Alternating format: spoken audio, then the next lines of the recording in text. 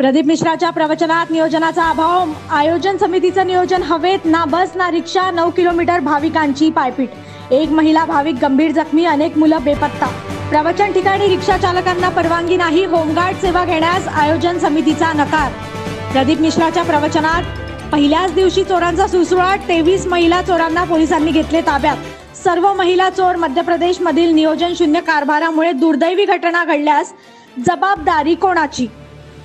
प्रदीप मिश्राच्या प्रवचनात नियोजनाचा अभाव, आयोजन समितीचं नियोजन हवेत, ना बस ना रिक्षा, 9 किलोमीटर भाविकांची पायपीट, एक महिला भाविक गंभीर जखमी, अनेक मुलं बेपत्ता, प्रवचन ठिकाणी रिक्षा चालकांना परवानगी नाही, होमगार्ड सेवा घेण्यास आयोजन समितीचा नकार. प्रदीप मिश्राच्या प्रवचनात पहिल्याच दिवशी चोरांचा सुळसुळाट, 23 महिला चोरांना पोलिसांनी घेतले ताब्यात.